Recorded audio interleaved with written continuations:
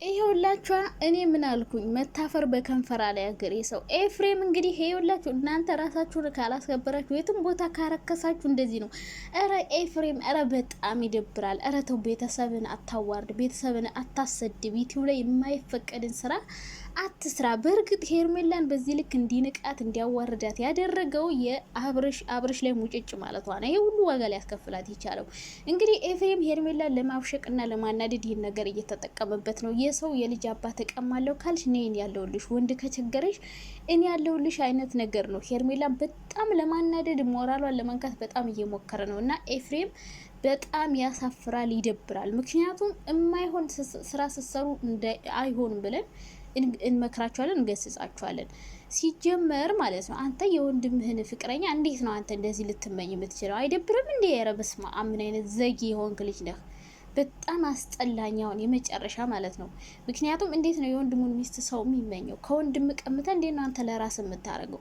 ምን አይነት ዘመን ላይ እንደደረስን አናውቅምና ኤፋ በጣም ሄርሜላ ላይ ሙጭጭ ብሏል። የእውነት ወዷታል ልጁ ግን ማለት ነው። እና እንግዲህ ተስቦባታል መሰለኝ እንግዲህ ወደ እሷ ሄዷል ማለት ነው። ኤፍሬም አንዴ ልሳምሽ፣ አንዴ በጣም ታምሪያለሽ፣ በጣም ቆንጆ ነሽ ምናምን እያለ እንትን እያለ ነበረ። አንደኛ ነገር ሄርሜላ ራስሽን ለምን አታስከብሪም አንቺ? ቆይ አብርሽ ይህን ያክል አዋረደሽ፣ አሁን ደግሞ ወንድሙ እንዲያዋረደሽ ለምንድነው እድል የምትሰጪው? ለምንድነው በዚህ ልክ ራስሽን የምታዋርጂው?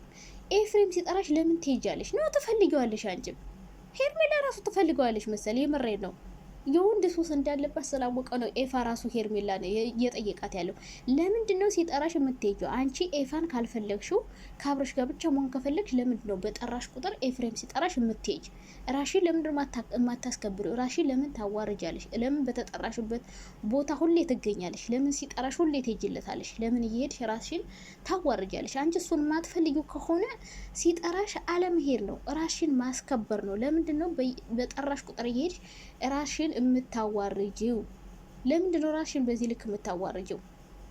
አንቺ ኤፋን ካልፈለግሽው ሲጠራሽ መቼም ጠርቶሽ ጥሩ ነገር እንደማያወራሽ ታውቂያለሽ። የሚያወራሽ ነገር ካለ በስልክ ያወራሽ።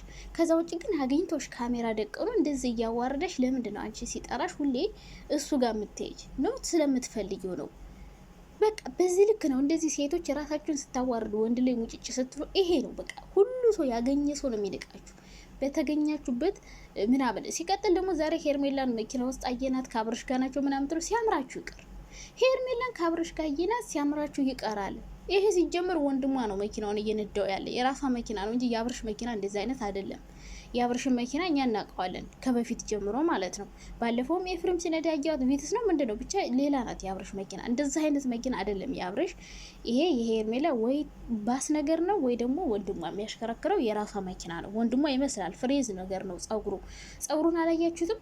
እና ወንድሟ ነው እንጂ አብርሽ አይደለም። ከአብርሽ ጋር ናት ወይ አቤላ ነው ወይ ደግሞ ወንድሟ ነው ስትሎ የነበራዩ ሰዎች አትደሳሰቱ። ምንም አብርሽ አሁን አይመለስም።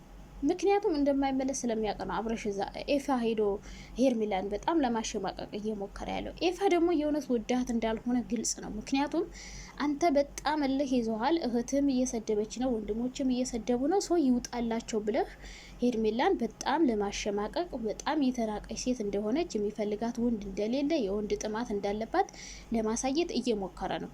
ገባች አይደለ? ስለዚህ ሄርሜላ ደግሞ አንቺ ራሽን ማዋረድ ካልፈለግሽ አብርሽ አዋርዶሽ ወንድሙሽ አዋርዶሽ ትችያለሽ ወይ? ሲጠራሽ ለምን ትሄጃለሽ? ካልፈለግሽው አልፈልግም እኔ የምፈልገው አብርሽን ነው ብለሽ አብርሽ ከጠራሽ ሂጂ።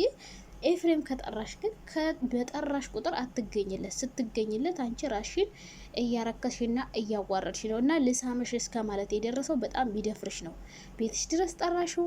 አሁንም ደግሞ ሲመጣ አብረሽ ናልሽ ተከትሎሽ ሲጠራሽ መጣሽለት ምናምን። ስለዚህ አንቺ ዋጋሽን በጣም እያወረድሽና እያዋረድሽ ነው ያለሽው። ራሽን አስከብሪ። ከዚህ በላይ ራሽን ባታዋረጅ በጣም ደስ ይለኛል። ከዛ በተረፍ ኤፍሬም ማብሸቅም ይሁን ማናደድም ይሁን ሰውን ማዋረድም ይሁን ከዚህ በላይ ይብቃ። ሴት ልጅ ክብር አላት፣ እህት አለህ፣ እናት አለህ።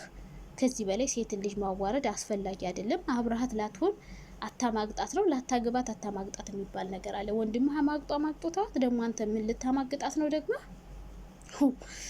ምን አይነት ዘመን ላይ ነን ጌታ ሆይ እየደረስ ነው። እና በጣም ይደብራል። ሲጀመር አያስደንቅም። ሴት ልጅ በዚህ ልክ ማዋረድ ማርከስ በጣም ነው የሚደብረው። አንደኛ ወንድም ሚስት ናት፣ ሁለተኛ ነገር ላንተ አይመጥንም። እኛ አንተን የምናውቀው ቁጥብ ሰው፣ ስርዓት ያለህ ምናምን ወንድምን የምትመክር እንጂ ከወንድም ሚስት ቀምተህ ምናምን እንደዛ አይነት ዝሙተኛ ሰው እንደሆንክ እኛ አናውቅም። የሰው ሚስት ስትቀማ